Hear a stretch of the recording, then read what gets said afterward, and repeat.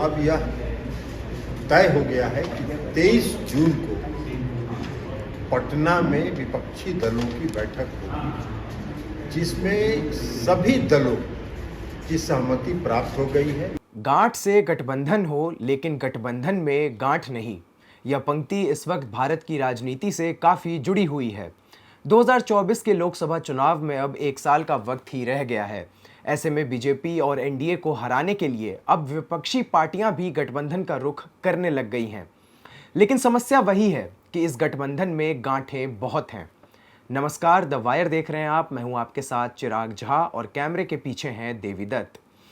23 जून को बिहार की राजधानी पटना में मुख्यमंत्री नीतीश कुमार के आह्वान पर विपक्षी पार्टियों की एक बैठक होने जा रही है, जिसका मकसद है कि बीजेपी के खिलाफ आवाज उठाने वाली उन सभी पार्टियों को एक छत के भीतर लाना। लेकिन क्या वह एक छत के भीतर बिना किसी मतांतर के बैठ पाएंगे? यह बड़ा सवाल है। एक तरफ जब विपक्षी पार्टियों को जोड़ने की बात हो रही है, तो उसी बीच जम्मू कश्मीर के पूर्व मुख्यमंत्री और जम्मू कश्मीर नेशनल कॉन्फ्रेंस के उपाध्यक्ष उमर अब्दुल्ला ने मीडिया के सामने आकर दिल्ली के मुख्यमंत्री अरविंद केजरीवाल और आम आदमी पार्टी पर जमकर निशाना साधा, जो फिलहाल दिल्ली के अंदर केंद्र से पावर डिवीजन की लड़ाई लड़ रहे हैं और विपक्षी पार्टियों से समर्थन की मांग भी कर रहे हैं। उमर अब्दुल्ला ने आम आदमी पार्टी से कुछ सवाल पूछ डाले और बताया कि जब उनकी पार्टी मुसीबत में है तो वो दूसरों का दरवाजा खटखटा रहे हैं, लेकिन जब साल 2019 में उनके साथ धोखा हुआ था तब आम आदमी पार्टी कहां थी। हमने तो वैसे भी बीजेपी के खिलाफ लड़ना है, बाकी रियासतों में क्या होना है क्या नहीं होना है वो दूसरी बात है। जब इन्हें हमें जरूरत पड़ती है ये हमारे दरवाजे जरूर खटखटाते। हमारे दिन केजरीवाल मुसीबत में है तो आज उनको हमारी सपोर्ट की जरूरत है। लेकिन ये लोग कहाँ थे जब 2019 में हमारे साथ इतना बड़ा धोखा हुआ? कौन था जो हमारे साथ खड़ा हुआ? 4 पार्टियां हैं जिन्होंने हमेशा हमारा साथ दिया होगा। एक डीएमके, एक ममता बनर्जी टीएमसी, लेफ्ट की 2 पार्टियां। इन 4 को छोड़ के मुझे 5वां कोई दिखाइए जिन्होंने कभी भी पूरी तरह से हमारा साथ दिया हो। तो ठीक है ना, अब हम अपनी 5 सीटों पे बीजेपी का मुकाबला करेंगे, वो करें जो उनको। उमर अब्दुल्ला का यह बयान जरूरी इसीलिए भी हो जाता है क्योंकि 23 जून को पटना में होने वाली बैठक में फारूक अब्दुल्ला भी शामिल होने जा रहे हैं। ऐसे में उनकी पार्टी अरविंद केजरीवाल के साथ एक ही मेज पर बैठकर आखिर विपक्षी एकता पर कैसे बात करेंगे, यह देखना दिलचस्प होगा। 23 जून को होने वाली इस बैठक में सबसे बड़ी भूमिका बिहार के मुख्यमंत्री नीतीश कुमार निभा रहे हैं, जो पिछले कुछ समय से लगातार विपक्षी पार्टियों के नेताओं से मिलकर उन्हें एक मंच पर लाने का प्रयास कर रहे हैं। नीतीश कुमार ने कांग्रेस पार्टी के अध्यक्ष मल्लिकार्जुन खड़गे और वरिष्ठ नेता राहुल गांधी से भी मुलाकात की, जो इस बैठक में शामिल होने के लिए पटना भी आ रहे हैं। साथ ही नीतीश कुमार ने बंगाल की मुख्यमंत्री और तृणमूल कांग्रेस की नेता ममता बनर्जी और समाजवादी पार्टी के प्रमुख अखिलेश यादव से भी मुलाकात की, जो इस बैठक में शामिल होंगे। साथ ही खबर है कि इस बैठक में झारखंड के मुख्यमंत्री हेमंत सोरेन, तमिलनाडु के मुख्यमंत्री एमके स्टालिन, महाराष्ट्र के पूर्व मुख्यमंत्री उद्धव ठाकरे, एनसीपी प्रमुख शरद पवार और लेफ्ट पार्टियों के भी महासचिव शामिल होंगे। नीतीश कुमार के इन प्रयासों को देखा जाए तो एक संदेह यह होता है कि देश की सबसे बड़ी विपक्षी पार्टी कांग्रेस के होने के बावजूद यह जिम्मा आखिर नीतीश कुमार ने क्यों उठाया? क्या नीतीश कुमार विपक्षी एकता के बहाने खुद को प्रधानमंत्री का चेहरा बनता देखना चाहते हैं, या फिर उनका मकसद केवल और केवल 2024 में भाजपा को हराना है? बीते दिनों नीतीश कुमार की पार्टी जनता दल यूनाइटेड के एक कार्यक्रम में उनकी पार्टी के राष्ट्रीय अध्यक्ष राजीव रंजन उर्फ ललन सिंह मंच पर से 23 जून को होने वाली इस बैठक की जानकारी दे रहे थे।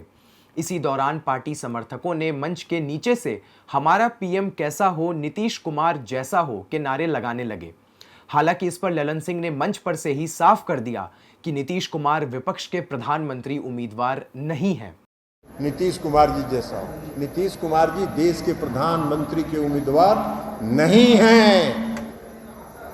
नीतीश कुमार जी प्रधानमंत्री के उम्मीदवार नहीं हैं। नीतीश कुमार जी भाजपा मुक्त देश के निर्माण के लिए आगे बढ़े हैं और विपक्षी एकता को एक करने में लगे हैं। आप लोग इस तरह का नारा लगाते हैं, इससे विपक्षी एकता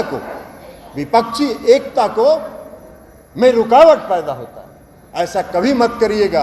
हम पार्टी के कार्यकर्ताओं से आग्रह करेंगे, पूरे प्रदेश के कार्यकर्ताओं से आग्रह करेंगे जब चुनाव हो जाएगा, यह देश भाजपा मुक्त हो जाएगा, जिस तरह पटना में सभी पार्टी बैठकर आगे की रणनीति तय करेंगे, उसी तरह चुनाव के बाद सभी पार्टी बैठकर तय करेंगे कि इस देश का मुखिया कौन होगा, और जो भी होगा इस देश में लोकतंत्र को स्थापित करेगा, पुनः उसको स्थापित करेगा।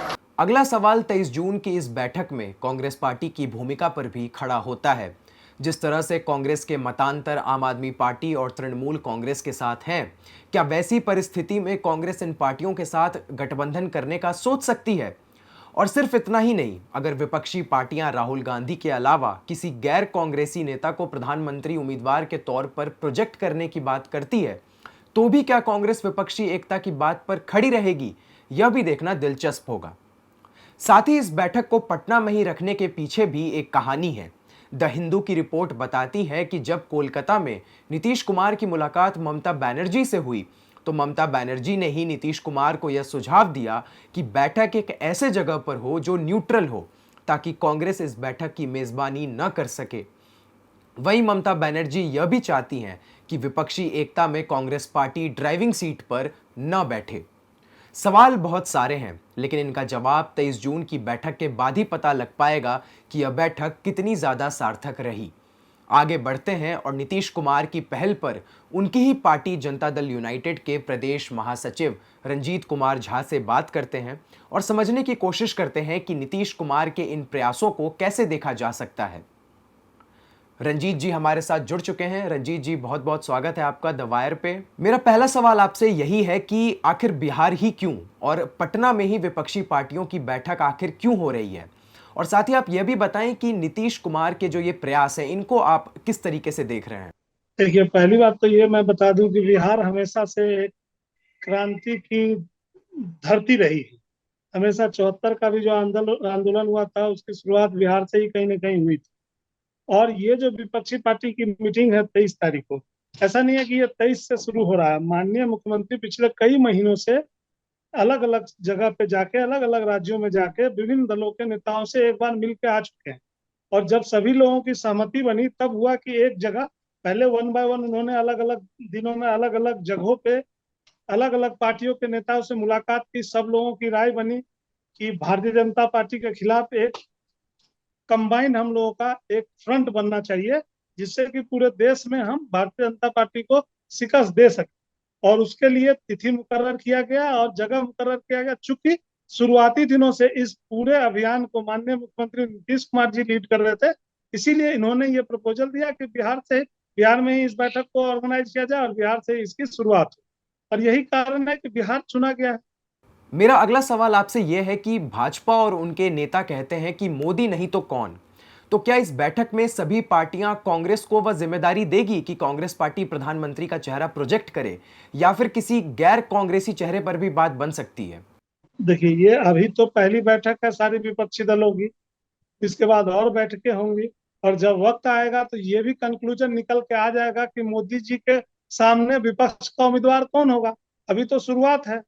भारतीय जनता पार्टी को तो अभी जब माननीय नेता नीतीश जी ने इसको लीड करना शुरू किया, उसी समय से उनका बेचैनी ये बता रहा है कि कहीं ना कहीं वो देख रहे हैं कि मेरे लिए संकट है। तो अब वो एक नया इसमें अभियान ये दे रहे हैं शगुफा की मोदी नहीं तो कौन। तो समय आएगा तो पता चल जाएगा। क्या 2013 से पहले भारतीय जनता पार्टी को ये पता था कि देश का बागडोर मोदी जी संभालेंगे? क्या मोदी जी लीडर थे क्या 2014 से पहले, 2013 से पहले? समय आया तो मोदी जी का लीडरशिप बीजेपी ने आगे किया। जब समय आएगा तो अपोजिशन भी अपना चेहरा बता देगा। एक आखिरी सवाल के साथ रंजीत जी, मैं इस बातचीत को आपके साथ खत्म करना चाहूंगा कि आपकी पार्टी और आपके नेता नीतीश कुमार हैं जो इस पूरे विपक्षी एकता की पहल कर रहे हैं, तो क्या नीतीश कुमार पर आपको भरोसा है, और क्या नीतीश कुमार बाकी विपक्षी पार्टियों को भी कॉन्फिडेंस में ले पाएंगे? इस पर आपकी क्या राय है? देखिए, इस पे तो पूरा विश्वास है, और विश्वास ही नहीं हो तो दिख रहा है। अब आप सोचिए कि आज से 8-9 महीना पहले जब पहली बार आदरणीय नेता नीतीश जी ने इस अभियान की शुरुआत दिल्ली से की थी, तो लोग किस तरह से इसको हल्के में ले रहे थे। फिर 2-3 महीना यह अभियान शिथिल रहा, या अंदर अंदर इस पे काम चल रहा था। लोगों को लग रहा था कि नीतीश जी इसमें फेल हो गए। फिर नेता ने शुरुआत किया, और आज ये आपको दिख रहा है कि 23 जून को इतने दलों के नेता बैठ के भाग ले रहे हैं। ये तो नीतीश जी का लीडरशिप है, उनका मेहनत है, उसका तो परिणाम दिखेगा ही। और सभी लोग किसी का, देखिए क्या होता है ना कि एक पहल करने वाला व्यक्ति चाहिए, तो पहल करने वाले व्यक्ति नेता नीतीश कुमार जी हैं, और वो सभी चीजों को सुलझा लेंगे। उनके पास अनुभव भी है, देश की राजनीति में भी काम करने का अनुभव है, और प्रदेश के राजनीति में भी काम करने का अनुभव है। गठबंधन में भी जब वो वाजपेयी जी के साथ के समय में गठबंधन में थे तो कितने सारे दल थे वो जानते हैं आप। और उसके भी संयोजक जॉर्ज फर्नांडिस साहब थे, नीतीश जी और जॉर्ज फर्नांडिस साहब ने उस समय भी गठबंधन को चलाया था। तो अभी फिर से वो निकल जाएगा, वो कोई बहुत बड़ा मुद्दा नहीं है। सबसे बड़ी बात है कि सभी पार्टियों के लोग, नेता एक साथ बैठ रहे हैं, और जब एक साथ बैठेंगे तो हर चीज पे चर्चा होगी और हर चीज का हल निकल जाएगा। बहुत बहुत धन्यवाद रंजीत जी, आपने समय दिया और अपनी पार्टी का पक्ष रखा। और आपने जो बात कही कि नीतीश कुमार पर आपको पूरा भरोसा है और समय के साथ विपक्ष के चेहरे को सामने लाया जाएगा, उस पर से पर्दा उठाया जाएगा, इस पर हमारी पूरी नज़र होगी। तो आगे बढ़ते हैं और अब आपको 23 जून की इस बैठक पर कांग्रेस पार्टी का पक्ष समझाने की कोशिश करते हैं। इस पर बात करने के लिए हमारे साथ एक और खास मेहमान मौजूद हैं, अमरीश रंजन पांडे जी। अमरीश भारतीय राष्ट्रीय कांग्रेस के प्रवक्ता हैं, बिहार से ही वह ताल्लुकात रखते हैं और मीडिया में लगातार अपनी पार्टी का पक्ष रखते हैं। बहुत बहुत स्वागत है आपका अमरीश जी द वायर पर। और इस बातचीत की शुरुआत मैं करना चाहूँगा एक प्रश्न के साथ कि आप कांग्रेस पार्टी से हैं, कांग्रेस पार्टी देश की सबसे बड़ी विपक्षी पार्टी है। इसके बावजूद कांग्रेस इस बैठक की मेज़बानी आखिर क्यों नहीं कर रही है? दिल्ली में यह बैठक क्यों नहीं हो रही है? पटना का रुख क्यों करना पड़ रहा है सभी विपक्षी पार्टियों को? इस पर ज़रा आप अपनी राय रखें। इसके लिए मेरे दिमाग में ये सवाल था कि ये सवाल शायद किया जाएगा और ये उठेगा, लेकिन मुझे लगता है चिराग, इसमें मेजबान इतना बड़ा मुद्दा नहीं है। ये शायद हम लोगों के दिमाग में भी नहीं आया।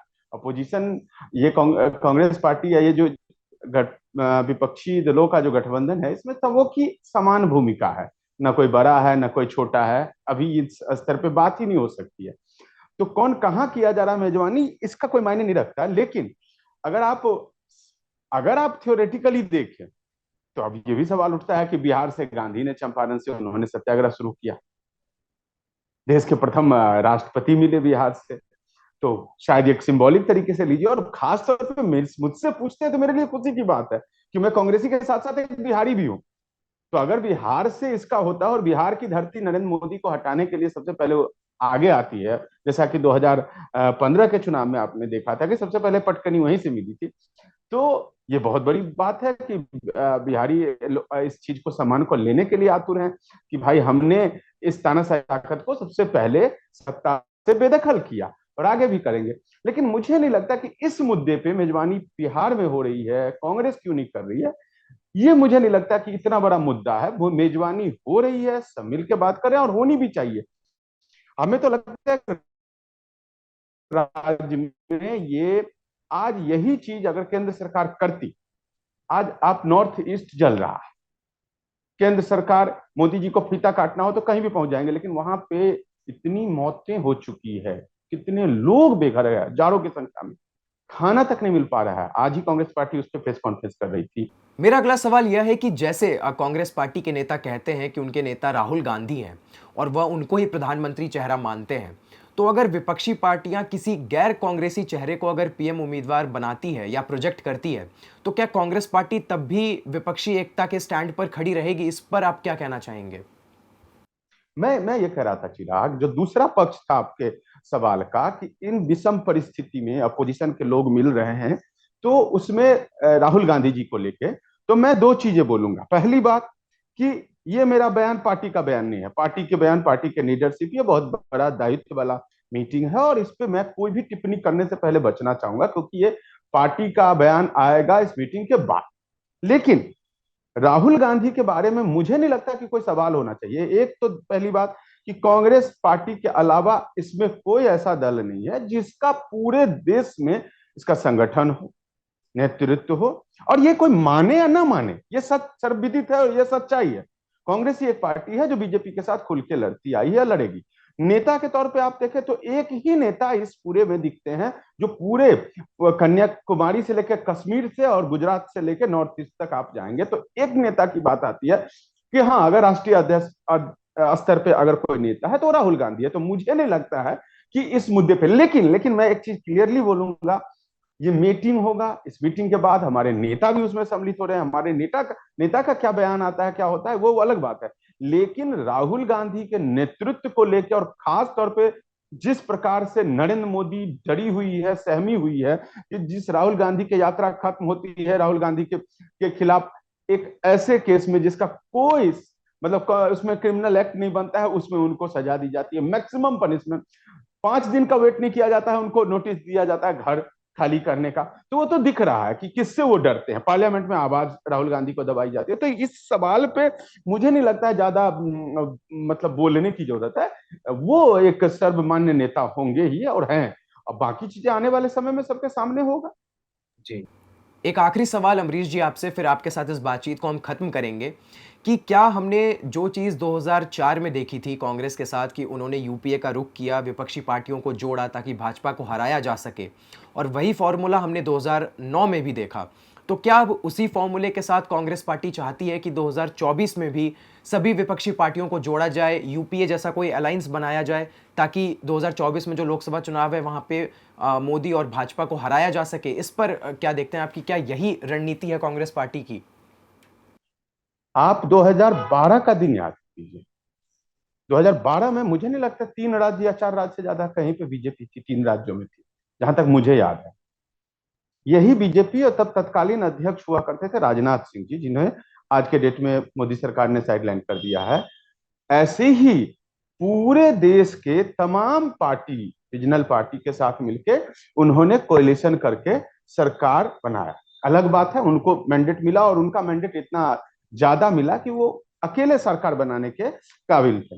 लेकिन उन्होंने भी तमाम दलों के साथ 12 से शुरुआत की थी और 14 में उनके साथ तमाम लोग थे, जिसमें कई लोग आज उनके साथ नहीं है, जिनको इन्होंने पीठ पे छुरा मौका, चाहे वो शिवसेना रहा हो, चाहे अकाली रहा हो, जेजेपी, बहुत सारी पार्टियां थी, छोटी बड़ी, महाराष्ट्र से लेके बिहार से लेके बहुत जगहों पे थी। तो ये आज का नहीं है और ये कांग्रेस पे कहना, ये जब भी देखिए अपोजिशन जब लड़ती है तो जो अपोजिशन के साथ आना चाहते हैं आते हैं। जब बीजेपी अपोजिशन में थी तो उनके साथ भी बहुत लोग, उस पार्टी के साथ भी लोग आए। तो इसको ये फॉर्मूला कि ये 4 का फॉर्मूला है, नहीं, ये फॉर्मूला 2014 में भी किया गया है। लेकिन अंतर ये है कि 14 में उन अपोजिशन पार्टी को लाया गया सत्ता में लाने के लिए, उसका यूज करके उसको थ्रो कर दिया गया, चाहे वो अकाली रहा हो, शिवसेना रहा हो, ठीक है। लेकिन यहाँ पे वो बात नहीं है। यहाँ पे जो हम समान मत के लोग हैं और जिन्हें लगता है कि आज के देश में एक प्रकार से तमाम सांस्कृतिक स्थिति हमारे देश की खराब हो चुकी है, आर्थिक स्थिति आप देख ही रहे हैं कि 48 सालों में सबसे ज्यादा बेरोजगारी है, महंगाई की दर आप देख रहे हैं कि इन्होंने कहा था कि 500-400 के गैस सिलेंडर होता था, 25 रुपया, 50 रुपया, 5 रुपया बढ़ता था तो बढ़ जाते थे, अब 1100 से ऊपर पहुंच चुका। और एक चीज का मामला नहीं है, ठीक है। कल आपने देखा है कि एक पत्रकार ने आत्महत्या की है गरीबी में आके, आर्थिक स्थिति में। मैं ये नहीं कह रहा हूं कि उससे पूरे देश का, लेकिन एक उदाहरण है ना, एक युवक नौकरी नहीं मिल पा रहा है। तो इन तमाम मुद्दों पे, बढ़ती महंगाई, बढ़ती बेरोजगारी, देश की सांस्कृतिक विविधता को जिस तरीके से ताना माना तोड़ा जा रहा है, चाहे वो हमारे कॉन्स्टिट्यूशनल प्रोविजन पे वार किया जा रहा है, इन तमाम चीजों को लेके तमाम जो दल हमारे साथ आना चाहेंगे उनके साथ मिलके हम अगला चुनाव लड़ेंगे। अब बहुत बहुत धन्यवाद अमरीश जी, आपने अपना पक्ष रखा, अपनी पार्टी का पक्ष रखा और जो बातें आपने बताई उस पर हम अपनी नज़र बनाए रखेंगे। तो जैसा कि हमने आपको कांग्रेस और जनता दल यूनाइटेड का पक्ष बताया, उससे एक बात समझ में आती है कि 23 जून को यह जो विपक्ष की बैठक है ये काफ़ी महत्वपूर्ण है और वर्तमान में विपक्ष गठबंधन को लेकर जो है अभी कुछ जो हालात हैं वो तय नहीं है। तो इस गठबंधन में आखिर कितनी गांठें हैं और किन गांठों से ये गठबंधन बनेगी, इस पर हमारी पैनी नज़र बनी रहेगी। तब तक आप खबरों से जुड़े रहने के लिए देखते रहिए द वायर। बहुत बहुत धन्यवाद आपका।